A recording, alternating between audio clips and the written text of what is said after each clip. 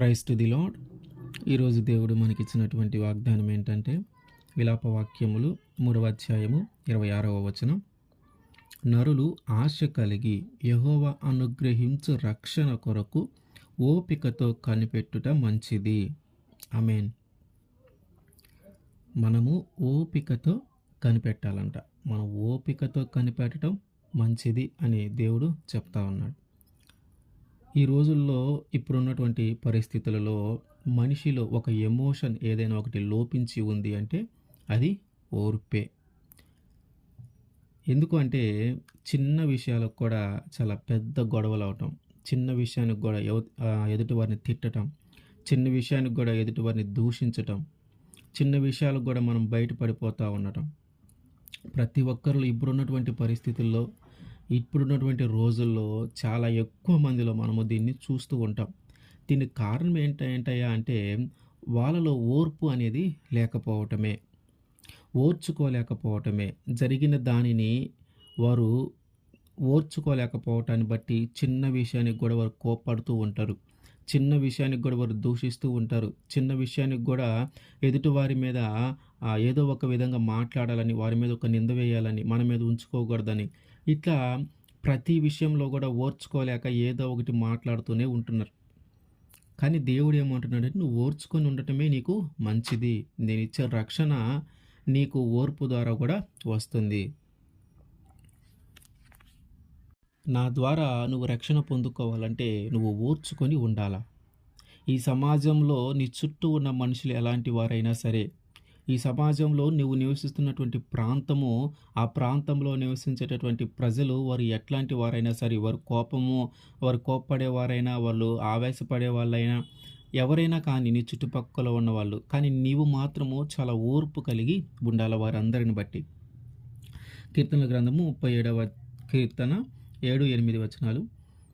యెహోవా ఎదుట మౌనముగా ఉండి ఆయన కొరకు కనిపెట్టుకొనుము. తన మార్గమున వర్ధిల్లు వానిని చూచి వ్యసనపడకము. దురాలోచనలు నెరవేర్చుకొను వానిని చూచి వ్యసనపడకము.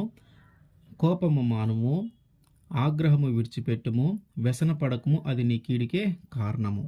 ఏంటంట, ఎవరైతే వారి మార్గాలలో వాళ్ళు వర్ధిల్లుతూ ఉంటారో, వారి మార్గాలలో వాళ్ళు అభివృద్ధి చెందుతూ ఉంటారో, వారి మార్గాలలో వారు ఉన్నతమైన స్థితులకు వెళుతూ ఉంటారో, వారి మార్గాలలో వాళ్ళు ఒక సక్సెస్ను చూస్తూ ఉంటారో, వాళ్ళని చూసంట మనము వ్యసన పడకూడదంట.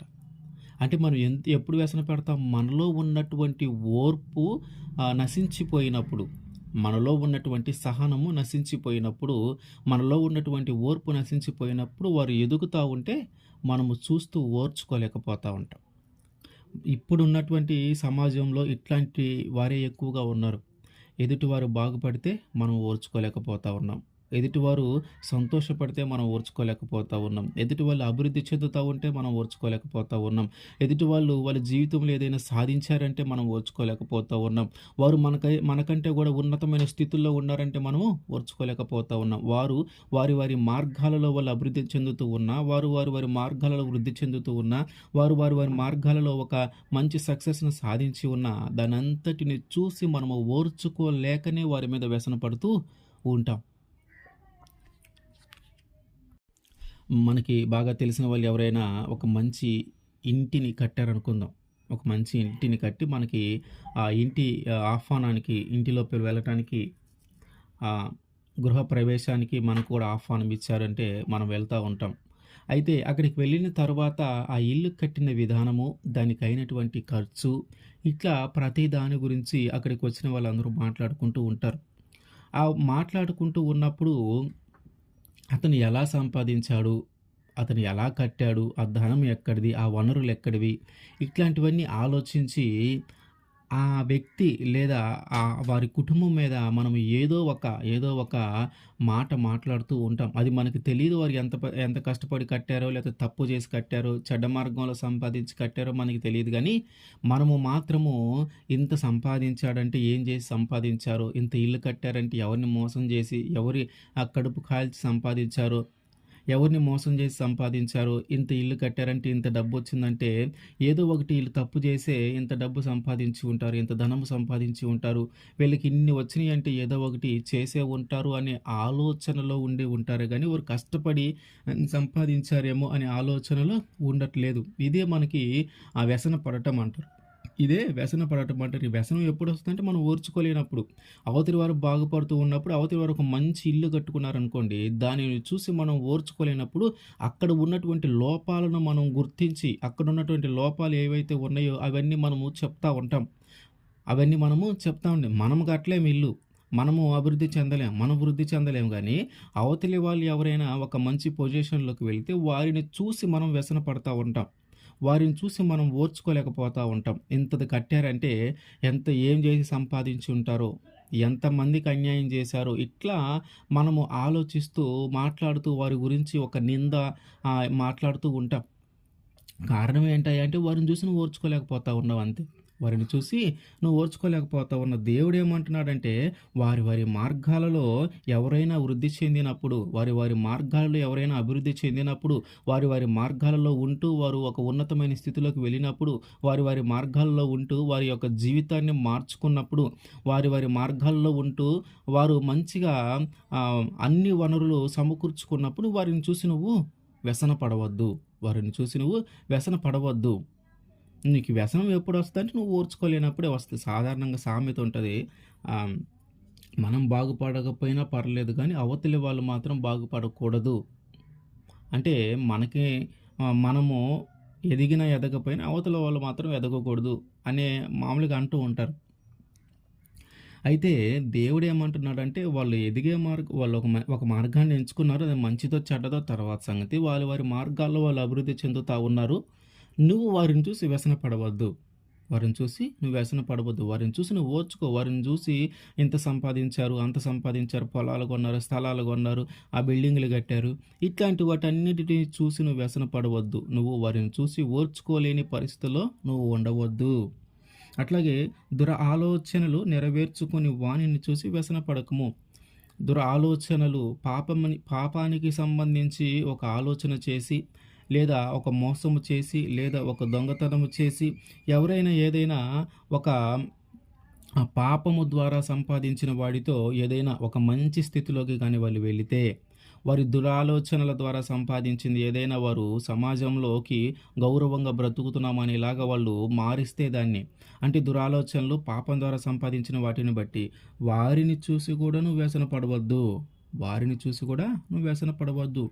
వాడి పాపం చేసి సంపాదిస్తే సంపాదించుకొని, వాడు మోసం చేసి సంపాదిస్తే సంపాదించుకొని, వాడు దొంగతనం చేసి సంపాదించుకొని, వారు వ్యభిచారం చేసి సంపాదిస్తే సంపాదించుకొని, నీకు సంబంధం లేదు వాళ్ళ సంగతి. నీకు సంబంధం లేదు. నువ్వు వారిని చూసి నువ్వు వ్యసన పడవద్దు. వారిని చూసి నువ్వు ఓర్చుకోకుండా ఉండవద్దు. దేవుడు చూసుకుంటాడు అదంతా. వారు ఎట్లా సంపాదించుకుంటే మనకెందుకు? వారి గురించి అవసరమైతే ప్రార్థన చేయి. దేవుడా వీళ్ళు పలానా మార్గంలో వెళ్తున్నారు. వీళ్ళని తప్పించు. వీళ్ళకి తెలియట్లేదు ఇది పాపమని. వీళ్ళకి తెలియట్లేదు ఇది దోషమని. వీళ్ళకి తెలియట్లేదు రేపు వీళ్ళ మీద ఎంత శిక్ష రాబోతుందో అని. వారి కోసం మనం ప్రార్థన చేయటమే గానీ వారిని చూసి మనము వ్యసన పడవద్దు. వారిని చూసి మనము వ్యసన పడవద్దు. కోపం మానుకోవాలా, ఆగ్రహం విడిచిపెట్టాలా, వ్యసన పడకము అది నీ కీడికే కారణము.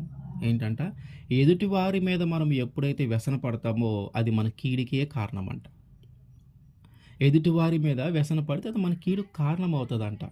ఇప్పుడు వారు ఒక ఇల్లు కట్టారు మంచిగా, సరే వాళ్ళు చెడ్డ మార్గంలో సంపాదించారు అనుకుందాం. వాళ్ళ చెడ్డ మార్గంలో ఎంత ఈజీగా ఎక్కువ ధనాన్ని సంపాదించాము. వాళ్ళు చెడ్డ మార్గంలో ఎంతో ఈజీగా ఎక్కువ ధనాన్ని సంపాదించారు.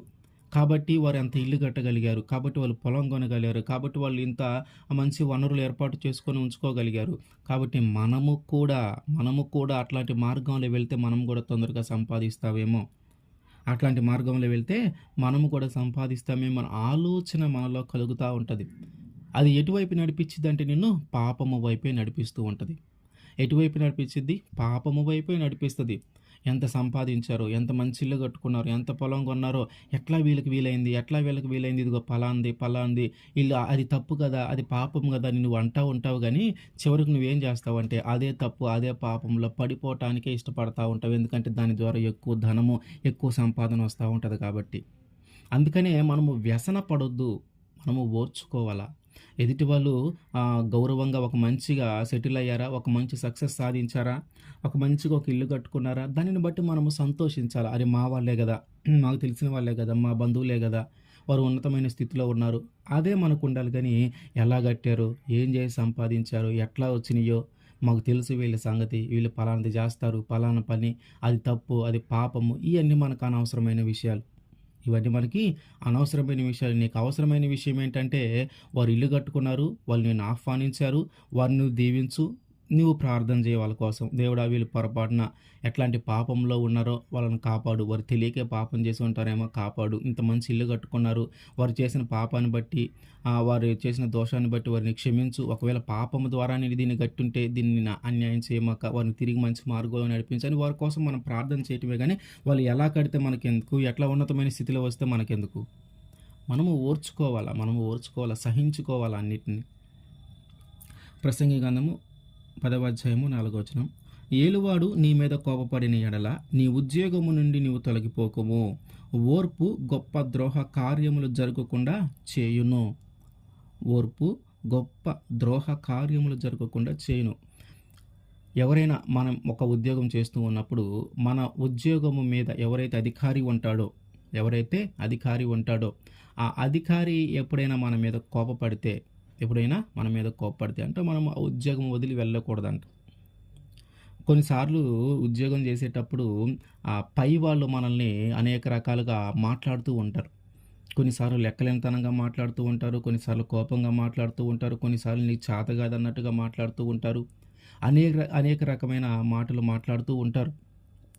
అప్పుడప్పుడు మనం ఎప్పుడైతే ఇంటికి వెళ్ళాల్సిన టైం అవుతుందో అప్పుడే వారు ఎక్కువ పని మనకు కేటాయిస్తూ ఉంటారు. ఎప్పుడైతే మనం ఇంటికి వెళ్ళే సమయం ఆసన్నమైందో ఆ సమయంలోనే ఎక్కువ వర్క్ మనకు అప్పచెప్తా ఉంటారు. ఆ సమయం ఎందుకంటే వాళ్ళకి మన మీద కోపం ఉంటది.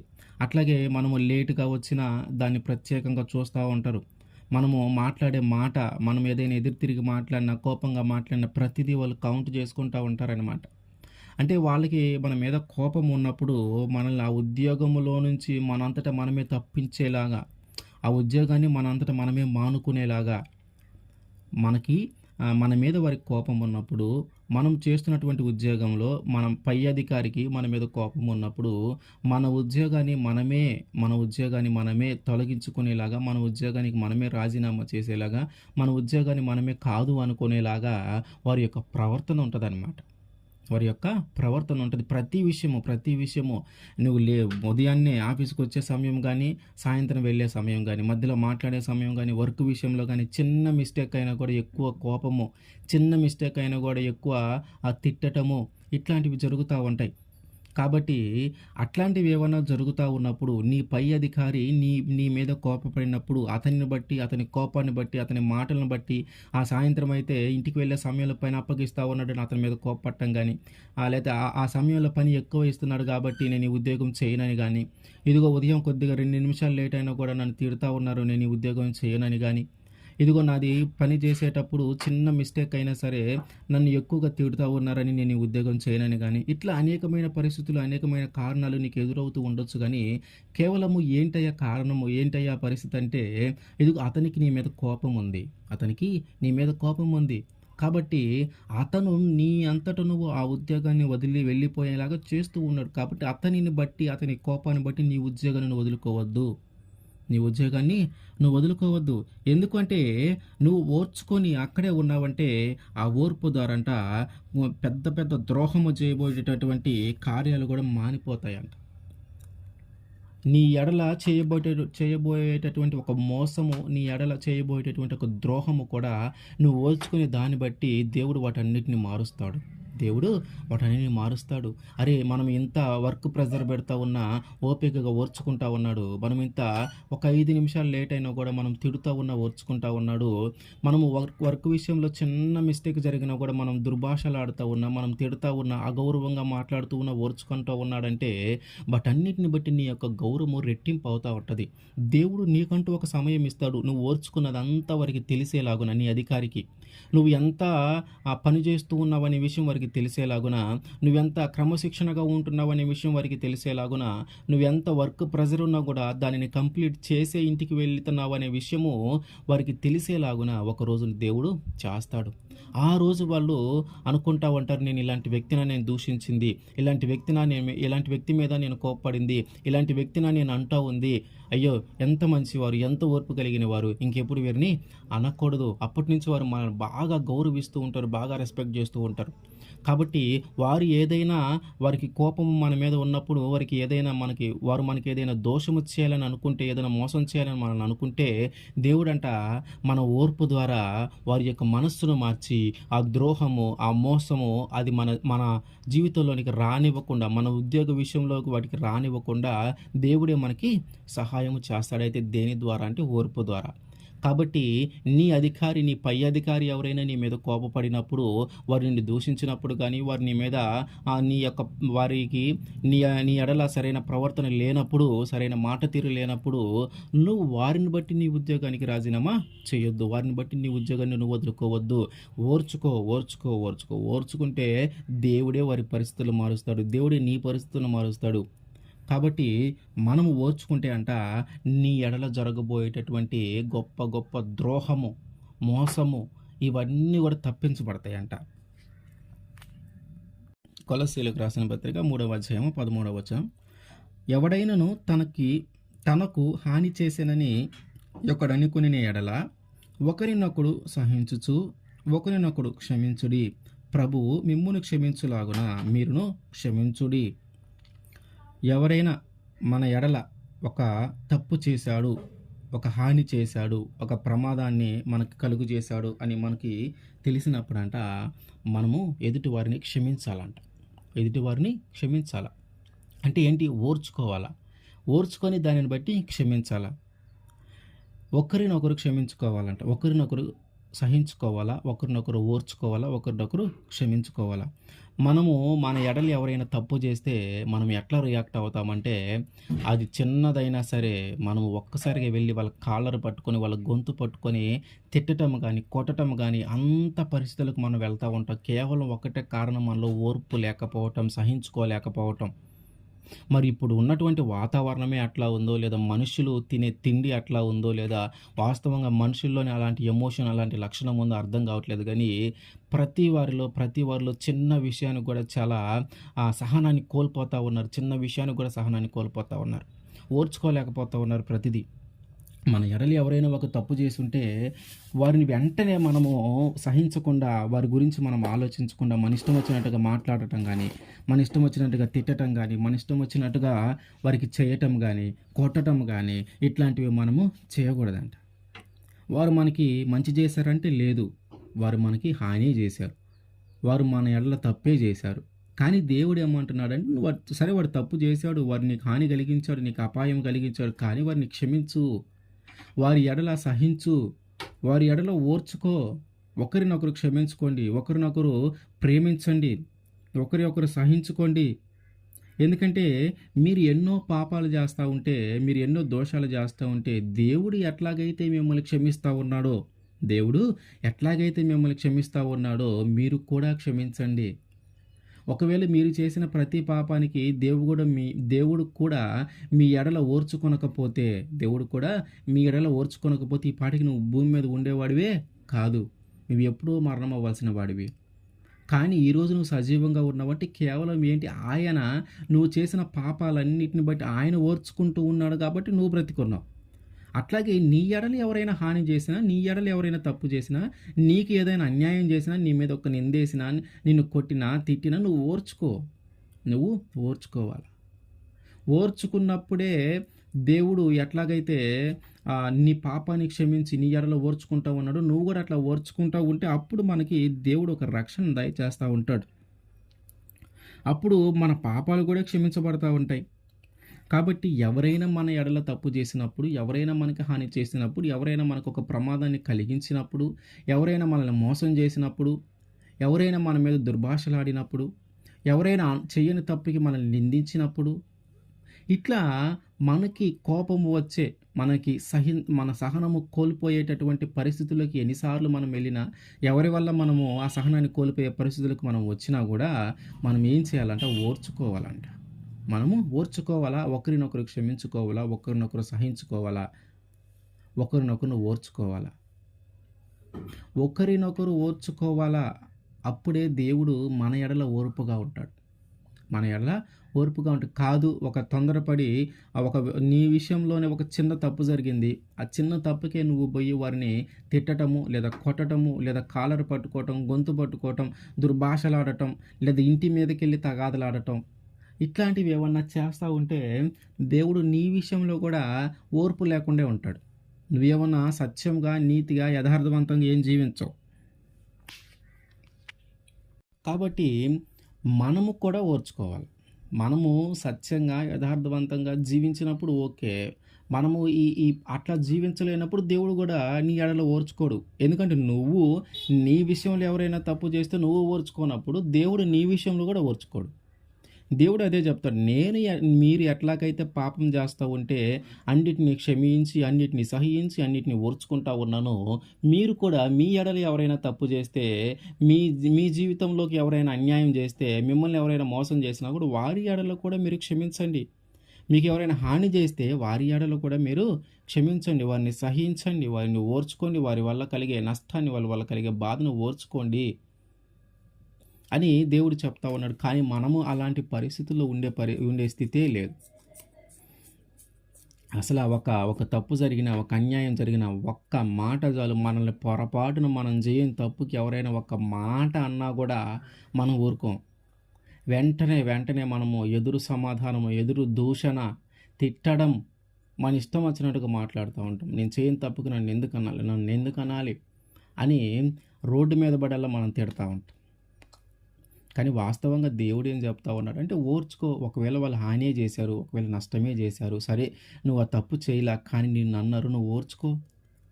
నువ్వు ఓర్చుకుంటే కార్యాలు అయ్యే జరుగుతూ ఉంటాయి. నువ్వు ఓర్చుకుంటే ఏం జరుగుతుందంటే, నీవు చేయాల్సినటువంటి పని అంటే వాళ్ళ మీద ప్రతీకారము తీర్చుకోవాలనే ఆలోచన మనలో ఉంటుంది. కాబట్టి ఆ ప్రతీకారము నువ్వు తీర్చుకోవాల్సిన పని లేదు, దేవుడు తీరుస్తాడు. ఒకరు మన ఎడల తప్పు చేసినప్పుడు మనం వారిని క్షమిస్తే దేవుడు అంటాడు కదా, ఏమనంటే ఎవరైతే శత్రువు ఉన్నారో ఆ శత్రువు నీ దగ్గరికి వచ్చినప్పుడు వారికి ఆహారం పెట్టు, వారికి మంచినీళ్ళు ఇవ్వు, వారి అవసరాలు ఏవైతే ఉన్నాయో వాటిని తీర్చు. అప్పుడేంటంట, దానివల్ల ఏం జరుగుతుందంట, నిప్పులు కుప్ప వారి తల మీద పోసినట్టుగా అవుతుందంట. అంటే ఏంటి, శత్రువు వచ్చినప్పుడు చంపకుండా, శత్రువు వచ్చినప్పుడు వాడికి ఆహారం పెట్టి దాహం ఇచ్చి క్షేమంగా ఇంటికి పంపిస్తే ఏం జరిగిద్దంట, వాస్తవంగా అయితే మనం అక్కడ ప్రతీకారం తీర్చుకోవాలి. కానీ ప్రతీకారం తీర్చుకోకుండా మనలో ఉన్నటువంటి పగ, మనలో ఉన్నటువంటి ద్వేషము బయటికి రానివ్వకుండా ప్రేమతో, ఓర్పుతో, సహనంతో మనం ఆ పని చేస్తే అంట దేవుడు ప్రతీకారం తీరుస్తాడు. కాబట్టి మనం ఏంటంటే మన ఎడలి ఎవరైనా తప్పు చేస్తే, మన ఎడలి ఎవరైనా దోషం చేస్తే, మనకి ఎవరైనా అన్యాయం చేస్తే, మనల్ని ఎవరైనా మోసం చేస్తే, మనల్ని ఎవరైనా తిడితే, మనల్ని ఎవరైనా ఆ తొందరపాటుతనంతో ఒక దెబ్బ మన మీద పడితే మనం ఓర్చుకోవటమే మంచిదంట. ఓర్చుకోవటమే మంచిది. ఆ సమయంలో నువ్వు మాట్లాడినా, ఆ సమయంలో నువ్వు ఎదురు సమాధానం చెప్పి వారిని దూషించి, వారిని తిట్టి, తిరిగి వారిని నువ్వు కొడితే ఆ పరిస్థితి అంతటితో అయిపోతుంది. కానీ వారి ఎడలు నువ్వు ఓర్చుకున్నావంటే వారికి ఏమి చెయ్యాలి అనేది దేవుడు చూస్తాడు. మనిషిగా నువ్వు ఇచ్చేటటువంటి శిక్ష కంటే కూడా దేవుడు ఇచ్చే శిక్ష చాలా 2 అంతల 3 అంతలుగా ఉంటుంది. అది వర్ణనాతీరం అనమాట. అది వర్ణనాతీరం అవుతుంది. కాబట్టి ఒక మనిషిగా నీలో ప్రతీకారాన్ని నువ్వు నెరవేర్చుకోవడానికి నువ్వు ప్రయత్నం చేయటం కంటే కూడా వాటన్నిటిని తాలుకొని, వాటన్నిటిని సహించుకొని, వాటన్నిటిని ఓర్చుకుంటే దాని ద్వారా దేవుడు నీ యొక్క ప్రతీకారాన్ని దేవుడు నెరవేరుస్తాడు. కాకపోతే నువ్వు ఇచ్చే ప్రతీకారం, నువ్వు తీర్చుకునే ప్రతీకారం ఏంటంటే వెంటనే జరుగుతుంది. మన తరపున దేవుడు చేసే ప్రతీకారం ఏంటంటే కొంచెం లేటుగా జరుగుతుంది. అంతే తేడా. జరిగేది వాస్తవమే. కాబట్టి మన ఎడల ఎవరైనా ద్రోహం చేసినా, హాని చేసినా వారిని మనము క్షమించాలా, వారి ఎడల మనము సహించాలా, వారిని క్షమించాలా, వారి ఎడల మనము ఓర్చుకోవాలా. సామెతల గ్రంథము 20 అధ్యాయము 22వ వచనం. కీడుకు ప్రతి కీడు చేసుకొనవద్దు, యెహోవా కొరకు కనిపెట్టుకొనుము, ఆయన నిన్ను రక్షించును. కీడుకు ప్రతి కీడు మనము చేయవద్దు. ఇందాకే మనం అనుకుంటున్నట్టు ఎవరైనా మనకి హాని చేసినా, ఎవరైనా మనకి ద్రోహం చేసినా, ఎవరైనా మన ఎడల తప్పు చేసినా, మనల్ని మోసం చేసినా, దొంగతనం చేసినా మన ఇంట్లో ఇట్లా ప్రతి విషయంలో కూడా మనము ఓర్చుకోవాలా. అట్లాగే ఎవరైనా మనకి కీడు చేస్తే తిరిగి వాళ్ళకి మనము కీడు చేయకూడదు. ప్రతీకారము తీర్చుకొనకూడదు. కీడు చేసిన వారికి మేలే చేయాలంట. మరి ఈ కీడు వారు కీడు చేశారు కదా! వారు మనకు అన్యాయం చేశారు కదా! మరి ఆ అన్యాయం మనకి కలిగినటువంటి అన్యాయం ఎట్లా? దాని యొక్క ప్రతీకారం ఏంటంటే అది దేవుడు చూస్తాడు. అది దేవుడు నెరవేరుస్తాడు. నీ తరపున దేవుడు చేస్తాడు దాన్ని. మనం చేయాల్సింది ఏందంటే ప్రతి కీడు చేయకుండా మనము సహించుకొని, ఓర్చుకొని ఉండాల.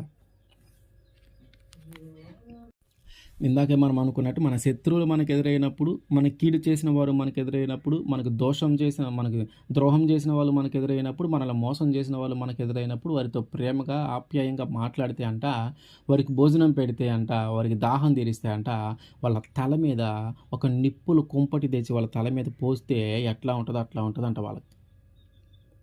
కాబట్టి నువ్వు డైరెక్ట్‌గా మాటకి మాట, కన్నుకి కన్ను, దెబ్బకి దెబ్బ అన్నట్టుగా మనం ప్రవర్తించకుండా, కీడుకు ప్రతి కీడు చేయకుండా మనం ఓర్చుకొని, తాళుకొని, సహించుకొని గాని ఉంటే అంట, వారికి అట్లాగే సహించుకొని ఉంటూనే మళ్ళీ వాళ్ళకి మనము వారి యొక్క అవసరాలు ఏదైతే ఉందో, అత్యవసర పరిస్థితి ఏదైతే ఉండి వాళ్ళు మన కాడికి వచ్చారో, ఆ సమయంలో మనం వారికి సహాయం చేస్తే అంట, ఒక నిప్పుల కుంపటి వారి తల మీద పోస్తే ఎంత బాధ వాళ్ళకి కలుగుతుందో, ఎంత శిక్ష మనం వేసినట్టు ఉంటుందో, అంత శిక్ష వేసినట్టు ఉంటదంట. ఎట్లా మేలు చేయటం ద్వారా కూడా.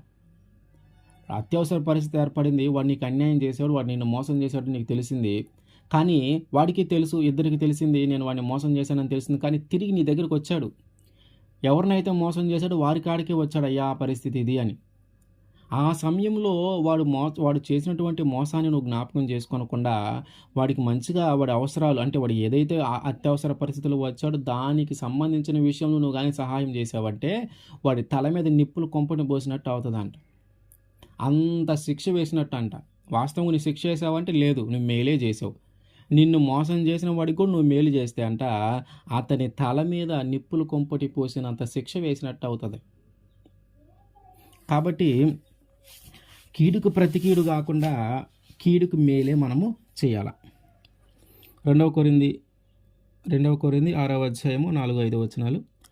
శ్రమల యందును, ఇబ్బందుల యందును, ఇరుకుల యందును, దెబ్బల యందును, చెరసాలలోను, అల్లర్లలోను, ప్రయాసములోను, జాగారములోను మిగులు ఓర్పు గలవారమై ఉన్నాము. ఎవరు వీళ్ళు? పౌలు, తిమోతి. కొరింథీలకు రాసినటువంటి 2వ పత్రికలో ఆయన చెప్తా ఉన్నాడు, ఇదిగో మేము కూడా చాలా ఇబ్బందులు పడ్డాం. దేవుని సువార్తను ప్రకటించటానికి, దేవుని వాక్యాన్ని ప్రకటించటానికి మేము అనేకమైన శ్రమలు అనుభవిస్తూ ఉన్నాం, అనేకమైన బాధలు అనుభవించే ఇక్కడికి వచ్చాం. మేమేమంత ఈజీగా ప్రశాంతంగా ఏమీ సేవ చేయట్లా. దేవుని సువార్తను ప్రకటించడానికి మా ప్రాణము సైతము లెక్క చేయకుండా మేము ప్రయత్నాలు చేస్తూ ఉన్నాం. దేవుని సేవ చేసే సమయంలో, ఆయన సువార్తను ప్రకటించే సమయంలో మా జీవితంలోకి అనేకమైనవి వచ్చినాయి. కానీ వాటన్నిటిని బట్టి మేము ఓర్చుకొని ఉన్నాం. శ్రమలు వచ్చినాయి ఓర్చుకున్నాం, ఇబ్బందులు వచ్చినాయి ఓర్చుకున్నాం, ఇరుకులు వచ్చినాయి ఓర్చుకున్నాం, దెబ్బలు తగిలినాయి ఓర్చుకున్నాం, చెరసాలలో వేశారు ఓర్చుకున్నాం, మా మీద అల్లర్లు రేపారు ఓర్చుకున్నాం, ప్రయాసపడ్డాము ఓర్చుకున్నాం, జాగారంలో, ఉపవాసంలో అన్నిటిలో మేము ఓర్చుకున్నాం. మిగులు ఓర్పు, సాధారణమైన ఓర్పు కాదంటే మిగులు ఓర్పు గలవారమై ఉన్నామంట. పౌలు గారిని ఆయన సువార్త ప్రకటించే సమయంలో ఎన్ని ఇబ్బందులు పడ్డాడంటే అన్ని ఇబ్బందులు పడ్డాడు. వాక్యం ప్రకటిస్తూ ఉంటే రాళ్ళు తీసుకొని కొట్టారు, ఓర్చుకున్నాడు. వాక్యం ప్రకటిస్తూ ఉంటే కొరడాలతో కొట్టించారు, ఓర్చుకున్నాడు. ఒకసారి అయితే ఆ ఒంటి మీద ఉన్నటువంటి దుస్తులు తీసి కూడా కొరడాల చేత కొట్టించారు, ఓర్చుకున్నాడు. జైల్లో వేశారు, ఓర్చుకున్నాడు. ఆయన ప్రాణము తీయటానికి ఎన్ని దారులు అయితే ఉన్నాయో అన్ని దారులు వాళ్ళు ప్రయత్నించారు. కానీ ఎప్పుడు ఆయన వెనుదిరగల. ఏం చేశాడయ్యా? వాటన్నిటిని బట్టి ఓర్చుకున్నాడు అంతే. మిగులు ఓర్పు గలవాడే ఓర్చుకున్నాడంట. మిగులు ఓర్పు గలవాలై ఓర్చుకున్నాడు. మన జీవితంలోకి ఒక్క శ్రమ, ఒక్క శ్రమ వస్తే ఆ శ్రమలోనే మన యొక్క విశ్వాసం ఏందో బయటపడతది. ఒక కష్టం వస్తే చాలు, ఆ కష్టంలోనే మన యొక్క నమ్మకము, మన యొక్క విశ్వాసము, మన యొక్క ప్రేమ దేవుని ఎడల ఎంత ప్రేమ కలిగి ఉన్నామో బయటపడతది. ఒక్క నింద, ఒక్క అవమానం చాలు మన జీవితంలోకి. నిజంగా దేవుడంటే నా జీవితంలో ఇది అవమానం కలిగేదేనా? దేవుడికి తెలుసు గదా నేనే తప్పు చేయలేదని. కానీ దేవుడు దీన్ని ఎందుకు ఆపలేకపోయాడు? దేవుడికి తెలుసు కదా నేను రోజు ఇంత ప్రార్థన చేస్తా ఉన్నానని. దేవుడికి తెలుసు కదా నేను ఇంతగా ఉపవాసం ఉంటానని. మరి ఎందుకు నా జీవితంలో దీన్ని ఆపకుండా నా జీవితంలోకి అనుమతించాడు? ఒక్క శ్రమ, ఒక్క బాధ, ఒక కష్టం రాగానే మనలో ఉన్నటువంటి విశ్వాసం అంతా ఒరిజినల్ అంతా బయటకొస్తా ఉంటదనమాట. వాస్తవంగా మనం అదే. కాపోతే మనకి ఏ కష్టం రాలేదు కాబట్టి, ఏ దుఃఖం రాలేదు కాబట్టి, ఏ వ్యాధి రాలేదు కాబట్టి, ఏ రోగం రాలేదు కాబట్టి, కుటుంబంలో మంచిగా సమాధానం అంతా కలిగి ఉంటున్నాం కాబట్టి, మనలో ఉన్నటువంటి అసలైన విశ్వాసం బయటికి రావట్లా. కానీ ఎప్పుడైతే మనలో ఉన్నటువంటి మనకు కలిగినటువంటి బాధను బట్టి, మనకు కలిగినటువంటి దుఃఖాన్ని బట్టి, మనకు కలిగినటువంటి శ్రమను బట్టి, మనకు కలిగినటువంటి నిందను బట్టి, అవమానాన్ని బట్టి, రోగాన్ని బట్టి, వ్యాధిని బట్టి మనం జీవితంలోకి రాగానే మనలో ఉన్నటువంటి అసలైన విశ్వాసం బయటకు వస్తుంది. ఏంటయ్యా అసలైన విశ్వాసం అంటే, దేవుడే ఉంటే నాకు ఇట్లా జరిగేదా?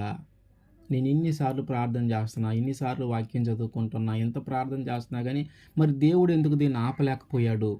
దేవుడు ఎందుకు దీన్ని ఆపలేకపోయాడు? నా జీవితంలోకి ఇది ఎందుకు వచ్చింది? దీనివల్ల నేను ఎంత నష్టపోయానో, దీనివల్ల నేను ఎంత కోల్పోయానో, ఇది నా జీవితంలోకి వచ్చిందంటే నిజంగా దేవుడు నన్ను ఆలకించట్లేదు, నిజంగా దేవుడు నా ప్రార్థన వింటలేదు, అసలు దేవుడు ఉన్నాడంటావా? అదే మన అసలైన విశ్వాసం. మనం అట్లాంటి పరిస్థితిలో ఉంటున్నాం. కానీ పౌలు గారు చూడండి, శ్రమలు వచ్చినాయి, పడ్డాడు. ఆయన ఒంటిలో ఒక రకమైన చిన్న వ్యాధి ఉంది, పడ్డాడు. దాని గురించి కూడా ఓర్చుకున్నాడు. ఇబ్బందులు వచ్చినాయి, ఓర్చుకున్నాడు. దెబ్బలు కొట్టారు, ఓర్చుకున్నాడు. రాళ్లతో కొట్టారు, ఓర్చుకున్నాడు. కొర్రాలతో కొట్టించారు, ఓర్చుకున్నారు. జైల్లో వేశారు, ఓర్చుకున్నాడు. ఆయన ప్రసంగిస్తుంటే అక్కడ అల్లర్లు రేపి ఆయన్ని హతమార్చాలని ప్రయత్నాలు చేశారు. అన్ని విషయాల్లో మిగిలి ఓర్పు గలవాడై ఉన్నాడు. కానీ ఏ రోజు కూడా ఆయన కొడుతూ ఉన్నప్పుడు కానీ, రాళ్లతో కొట్టినప్పుడు కానీ, కొరడాలతో కొట్టినప్పుడు కానీ, అల్లర్లు రేపినప్పుడు కానీ, ఆయన మీదకి శ్రమలు వచ్చినప్పుడు కానీ ఎప్పుడు కూడా ఆయన వ్యతిరేకంగా తిరిగి మాట్లాడలేదు. ఆయన ఒకటే చెప్పాడు, దేవుడి మాటలే చెప్తా ఉన్నాడు. కానీ మనుష్యులను బట్టి, వారు చేసే దానిని బట్టి వాళ్ళని ఎప్పుడూ దూషించట్ల. దేవుని ప్రేమ ఇట్లాంటిదని చెప్పుకుంటూ వస్తూ ఉన్నాడు. మరి అంత ఓర్పు మనకుందా? దేవుని కోసం మనం ఒక్క విషయంలోనైనా ఓర్చుకుంటా ఉన్నామా? దేవుని కోసం ఒక్క నిందైనా మనం పడితే దానిని బట్టి మనము నిలబడగలుగుతా ఉన్నామా? దేవుడి పని నువ్వు చేస్తూ ఉన్నప్పుడు నీ జీవితంలో అనేకమైన శోధనలు నీకు వస్తూ ఉంటే దేవుని పనిలో నిలబడతా ఉన్నావా? దేవుని పని చేద్దామని ఇష్టపడతా ఉన్నావు, మొదలు పెడతా ఉన్నావు, కొత్తగా మొదలు పెట్టావు, అనుకోకుండా ఒక శ్రమ వచ్చింది, అనుకోకుండా ఒక బాధ వచ్చింది, మొదలు పెడతా ఉన్నావా? దాన్ని కంటిన్యూ చేస్తూ ఉన్నావా? ఎందుకంటే కార్య ఆరంభము కంటే కూడా కార్య అంతము మేలు. కార్య ఆరంభం కంటే, ఒక పని ప్రారంభించడానికంటే కూడా అంతము వరకు దానిని నడిపించటం గొప్ప అంట.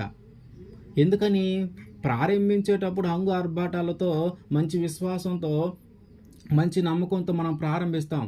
కానీ ప్రారంభించిన కాడ నుంచి అనేకమైన పరిస్థితులు మనం ఎదుర్కోవాల్సి వస్తూ ఉంటుంది. అది ఏ మార్గంలోనైనా మన జీవితంలోనికి రావచ్చు. అది శ్రమలో, బాధలో, కన్నీళ్ళలో, కష్టమో, భర్త రూపంలోనో, భార్య రూపంలోనో, పిల్లల రూపంలోనో, తల్లిదండ్రుల రూపంలోనో ఏదో ఒకటి మన జీవితంలోకి మనల్ని దాని నుంచి తొలగిపోయేలాగా ఏదో ఒకటి జరుగుతూనే ఉంటుంది. కానీ వాటన్నిటిని తాలుకోవాలా, వాటన్నిటిని సహించుకోవాలా, వాటన్నిటిని ఓర్చుకోవాలా. అప్పుడే నువ్వు అంతము దాకా దాన్ని నడిపించగలుగుతావు. దేవుడి పని ఒకటి మొదలుపెట్టావు, దేవుడి కోసం ఒక పని చేద్దామని మొదలుపెట్టావు. కానీ మొదలుపెట్టిన కొద్ది కాలంలోనే, కొద్ది రోజుల్లోనే ఒక భయంకరమైన శ్రమ, ఒక భయంకరమైన ఆ వ్యాధో లేకపోతే ఏదో ఒకటి మన జీవితంలోకి వచ్చింది. నేను ఈ పని మొదలుపెట్టాను కాబట్టి, నా జీవితంలోకి ఇది వచ్చింది కాబట్టి ఇది ఆపేస్తే తగ్గిపోతుందేమో, ఇది ఆపేస్తే కుటుంబంలో సమాధానం ఉంటదేమో, ఇది ఆపేస్తే నా పిల్లలు ఆరోగ్యంగా ఉంటారేమో, ఈ పని మొదలుపెట్టిన కాడ్నుంచే, ఈ దేవుని సేవ మొదలుపెట్టిన కాడ్నుంచి కుటుంబంలో కలహాలు వస్తా ఉన్నాయి, పిల్లలకి రోగాలు వస్తా ఉన్నాయి, భార్యకి రోగం వస్తుంది, భర్తకు రోగం వస్తుంది, కుటుంబంలో సమాధానం లేదు, అల్లకల్లోలం అయిపోతుంది, సంపాదించిందంతా అయిపోతుంది, ఎటు సంపాదించాలో మార్గం తెలియట్లేదు, ఏం చేయాలో తెలియట్లేదు అనే పరిస్థితుల్లో చాలామంది ఉన్నారు. అయితే కార్య ఆరంభం కంటే కూడా కార్య అంతము మేలు. ఇవన్నిటిని తాలుకొని, ఇవన్నిటిని సహించుకొని, ఇవన్నిటిని ఓర్చుకొని దేవుని సేవ చేయటం గొప్ప. దేవుని సేవ చేయటము గొప్ప. వీటన్నిటిని ఓర్చుకోవాలి, వీటన్నిటిని ఓర్చుకోవాలా. దేవుడు అదే చెప్తా ఉన్నాడు. రక్షణ కొరకు ఓపికతో కనిపెట్టుట మంచిది. రక్షణ కొరకు ఓర్పుతో కనిపెట్టుట మంచిది. కాబట్టి మనము దేవుని సేవ చేయాలి, లేదా దేవుని పని చేయాలి, దేవుని కోసం మనం కూడా ఒక ప్రయత్నం చేయాలని మనలో ఆలోచన మనలో ఉంటే మాత్రం మనకి ఆరంభం కంటే కూడా కార్యాంతము మేలు. ఆరంభము కంటే కూడా కార్యాంతము మేలు. మొదలుపెట్టడం ఎవరైనా మొదలు పెడతారు, కానీ దాన్ని చివరి దాకా నడిపించే వాళ్ళే కావాలి. చివరిదాకా నడిపించేవారు కావాలి. ఈ చివరి దాకా నడిపించే మార్గంలో అనేకమైన ఎత్తుపల్లాలు, అనేకమైన లోటుపాట్లు, అనేకమైన అపాయములు, అనేకమైన నిందలు, అవమానాలు, బాధలు, కన్నీళ్ళు, కష్టాలు, వ్యాధులు, రోగాలు, పిల్లలు, తల్లిదండ్రులు, ఇట్లా రకరకాల రూపంలో వస్తానే ఉంటాయి. సంతోషమైన జీవితం, సంతోషమైన బ్రతుకు, సంతోషమైన సమాధానం ఏది ఉండదు. ఎప్పటిదాకా ఉండదంటే నువ్వు నిలబడేవారు, నువ్వు అన్నిటిని తాలుకొని, అన్నిటిని సహించుకొని, అన్నిటిని ఓర్చుకునే వరకు ఉంటాయి. కానీ ఎప్పుడైతే దేవుడికి నిన్ను గుర్తించటము మొదలుపెట్టాడో, ఎప్పుడైతే దేవుడు నిన్ను హెచ్చించటం మొదలుపెట్టాడో, ఇక అప్పటి నుంచి నీ జీవితంలో వ్యాధి, బాధ, రోగం, సమాధానం లేని పరిస్థితి కానీ ఏది ఉండదు. ఏ సాతాను శక్తులు నీ దరిదాపులకు కూడా రాలేవు. అంతటి కంచె వేస్తాడు నీ యొక్క కుటుంబం చుట్టూ. ఒక అగ్ని ఉంటుంది నీ కుటుంబం చుట్టూ, నీ కుటుంబం చుట్టూ, నీ కుటుంబ సభ్యుల చుట్టూ, నీ ఇంటి చుట్టూ ఒక అగ్ని లాంటి ఒక కంచె ఉంటుంది అనమాట. దాన్ని దాటి ఏ సాతాను, ఏ శక్తి, ఏ వ్యాధి, ఏ రోగము కూడా మన కుటుంబంలోనికి ప్రవేశించదు, ఏ తెగులు కూడా మన కుటుంబంలోనికి ప్రవేశించదు.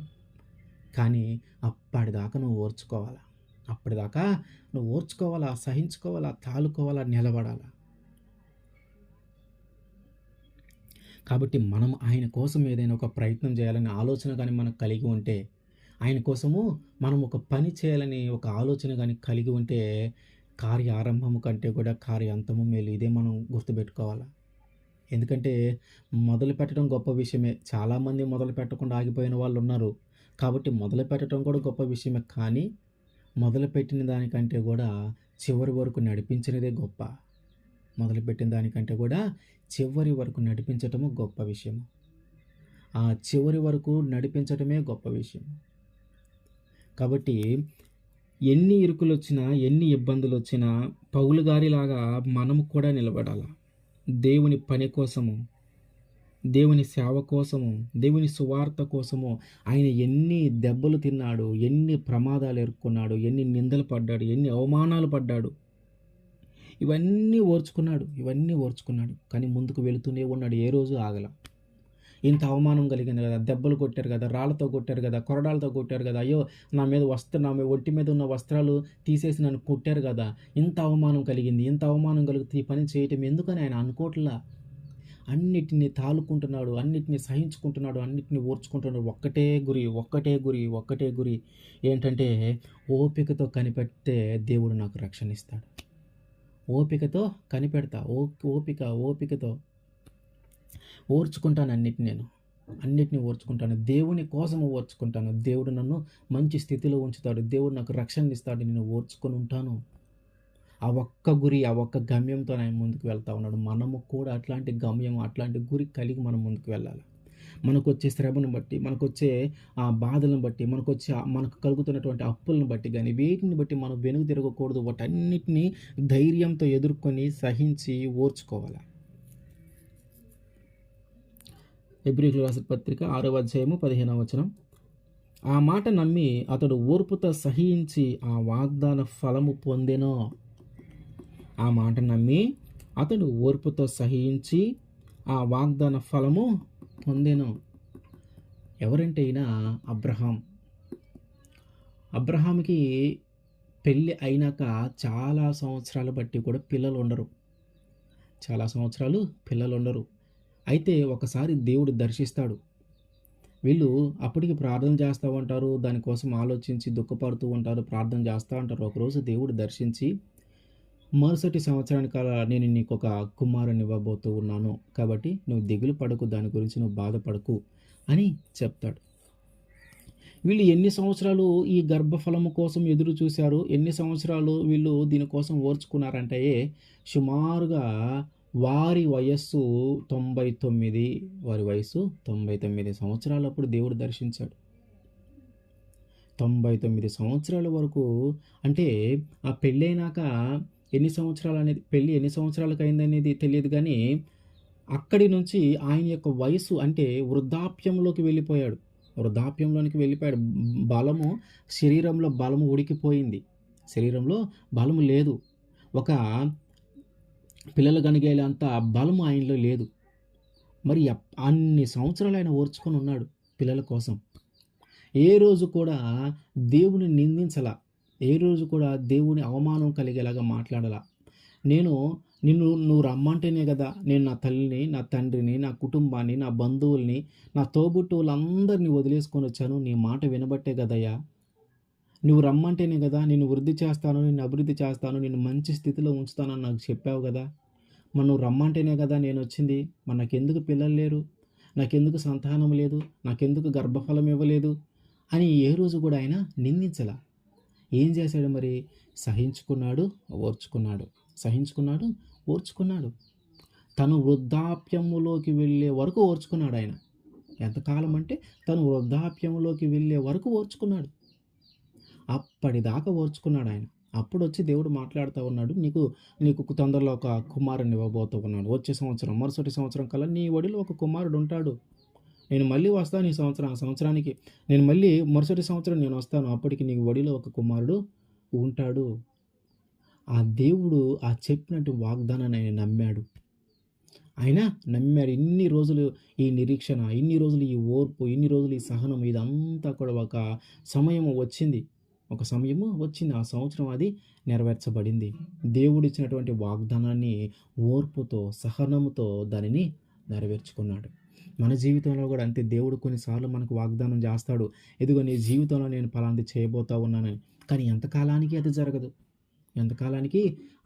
అయ్యో దేవుడు ఏంటి ఇట్లా మాట్లాడాడు కదా, దేవుడు నాకు ఇట్లా వాగ్దానం చేశాడు కదా, దేవుడు నాకు ఫలాంటి చూపించాడు కదా, ఇదిగో నీ జీవితంలో జరగబోతుందని నాకు తెలియజేస్తూ ఉన్నాడు కదా, కానీ ఇదేంటి జరగట్లేదు అని మనము అనేకసార్లు ప్రార్థన చేస్తూ ఉంటాం కానీ మనము కొన్నిసార్లు ఓర్చుకోవాలా, సహించాలా, ఎదురు చూడాలి ఆ సమయం కోసం మనం. ఎందుకంటే దేవుడికి తెలుసు. ఏం తెలుసు అంటే ఏ సమయంలో ఒక ఆశీర్వాదం మన జీవితంలోనికి వస్తే, ఏ సమయంలో నీకు గర్భఫలం ఇవ్వాలో ఆయనకి తెలుసు. అట్లాగే ఏ సమయంలో ఒక ఆశీర్వాదాన్ని మన జీవితంలోకి పంపిస్తే అది మనకి ఎంతగా ఉపయోగపడుతుందో ఆయనకి తెలుసు. అంటే ఏ సమయంలో ఎట్లాంటి పరిస్థితి నీ జీవితంలోకి వస్తే నువ్వు మారుతావో, ఏ సమయంలో ఎట్లాంటి పరిస్థితి నీ జీవితంలోకి వస్తే నీ బ్రతుకు నువ్వు మార్చుకుంటావో, ఏ సమయంలో ఎట్లాంటి ఆశీర్వాదాలు నీ జీవితంలోకి వస్తే అవి నీ జీవితాన్ని మారుస్తూ ఉంటాయో ఆయనకి తెలుసు. కాబట్టి ఆ సమయము వచ్చే వరకు సహించుకొని, తాళుకొని ఓర్చుకున్నప్పుడు ఆ కార్యాలు ఖచ్చితంగా ఒక సమయం వస్తుంది. ఆ వాగ్దానాన్ని మనం నెరవేర్చుకుంటాం.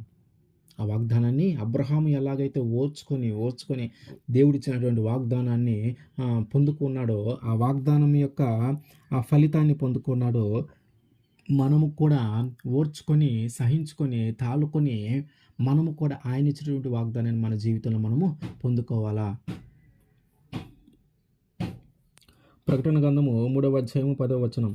నీవు నా ఓర్పు విషయమై వాక్యము గైకొంటివి గనుక భూనివాసులను శోధించుటకును లోకమంతటి మీదకి రాబో శోధన కాలములో నేను నిన్ను కాపాడుదును.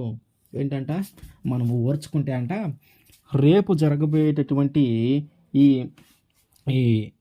రేపు జరగబోతున్నటువంటి ప్రతి విషయంలో దేవుడు ఏం చెప్తా ఉన్నాడంటే, భూనివాసులను శోధించుటకు లోకమంతటి మీదకి రాబోవు శోధన కాలములో నేను నిన్ను కాపాడేదను. అందరి మీదకి ఒక శిక్ష రాబోతా ఉంది. అందరి మీదకి ఒక శిక్ష రాబోతా ఉంది. ఆ శిక్షా సమయంలో నేను నిన్ను కాపాడుతాను. ఎందుకంటే నాకు సంబంధించిన విషయాలు నువ్వు ఓర్చుకొని ఉంటూ ఉన్నావు కాబట్టి. అట్లాగే ఓర్పు ద్వారా మన ప్రాణాన్ని మనము దక్కించుకోగలుగుతాం. లూకాసు వార్త 21వ అధ్యాయము 19వ వచనం, మీరు మీ ఓర్పు చేత మీ ప్రాణమును దక్కించుకొందురు. మనము మన ఓర్పు చేత మన ప్రాణాన్ని కూడా దక్కించుకుంటామంట. కొన్నిసార్లు అంతే, మన జీవితంలో ఎవరైనా మనకి ఏదైనా హాని చేయాలని ప్రయత్నం చేసినా, మన జీవితంలో ఎవరైనా మనల్ని కొట్టాలని కానీ చంపాలని కానీ ప్రయత్నం చేసినప్పుడు, వారు దానికి ముందు అనేకమైన సార్లు మనకి ఏదో ఒక విధంగా అన్యాయం చేయాలని, ఏదో ఒకరు మనల్ని చంపాలని ఆలోచన వాళ్ళకి కలిగిందంటే, వారు దానికి ముందు అనేక సార్లు మనము కలిసి మన వల్ల వారికి అన్యాయం జరగటమో, లేకపోతే వారు మనకు కావాలని ఏదన్నా అంటమో, ఇట్లాంటివి అనేకమైన పరిస్థితులు వారికి మనకి ముందు జరుగుతూ ఉంటాయి. అయితే ఆ చంపాలి అనే ఆలోచన అంటే వారికి కలగటానికి ముందు మనం అనేక సార్లు కలుసుకొని ఉంటాం. అనేక సార్లు మాట్లాడుకొని ఉంటాం. అనేక సార్లు వాళ్ళు మనం కొట్టడానికి గానీ, మనల్ని దూషించటానికి గానీ, మన ఇంటి మీదకి గానీ, మనల్ని అవమానపరచడానికి గానీ, మన మీద నిందలు వేయటానికి గానీ వాళ్ళు వచ్చి ఉంటారు. ఒక్కసారిగా మనిషిని చంపేయటానికి రారు. ముందు అనేకమైనవి జరుగుతూ ఉంటాయి. అయితే మనం ఏం చేయాలంటే వీటన్నిటిని బట్టి ఓర్చుకుంటా ఉంటేనంట వారి మనసు మారుతదంట కొన్నిసార్లు. వారి మనసు మారుతది. అరే! మనం తిట్టిన వాళ్ళు ఏమంటలేదు. మనము ఇంటి మీదకి పోయి ఏమన్నా అయినా ఏమంటలేదు. కొట్టినా ఏమంటలేదు. ఇట్లాంటి వాడితో మనకెందుకబ్బా! ఇట్లాంటి వాడితో మనం ఎందుకు చంపాలి? అంత ఓర్పు, అంత సహనం కలిగి ఉన్నారు గదా! మనం ఇన్ని మాటలు అంటున్నా వాళ్ళు ఎదురు తిరిగి ఒక మాట కూడా అనట్లేదు గదా! ఎందుకు వారితో మనకి? ఎంత ప్రేమ, ఎంత జాలి, ఎంత ఓర్పు, ఎంత సహనం కలిగి ఉన్నారు గదా! ఎందుకులే వాళ్ళతో మనకి అని వారు కూడా మారిపోయే పరిస్థితులు దేవుడు మనకి దయచేస్తూ ఉంటాడు. కాబట్టి ఓర్చుకుంటే మన ప్రాణాన్ని మనము దక్కించుకోవచ్చు. ఓర్పు వలన మన ప్రాణాన్ని మనం దక్కించుకోవచ్చు. కాబట్టి ఓర్పు అనేది మన జీవితంలో ముఖ్యమైనదే. ఓర్పు ద్వారా అనేకమైన క్రియలు మన జీవితంలో జరుగుతూ ఉంటాయి. కాబట్టి మనం ఓర్చుకోవటం ద్వారా ఆయన ఇచ్చేటటువంటి రక్షణను కూడా మనము పొందుకోవచ్చు. రక్షణ కొరకు ఓపికతో మీరు కనిపెట్టుట మంచిది. కాబట్టి ఓపిక అనేది మన జీవితంలో అనేకమైన ప్రమాదాలను, అనేకమైన అపాయాలను, అనేకమైన నిందలను రాకుండా కాపాడుతూ ఉంటది. కీడుకు ప్రతి కీడు చేయకుండా, దోషానికి ప్రతి దోషము చేయకుండా మనము అన్నిటిని తాలుకొని, అన్నిటిని సహించుకొని, అన్నిటిని ఓర్చుకొని ఉండాలా. ఆమేన్.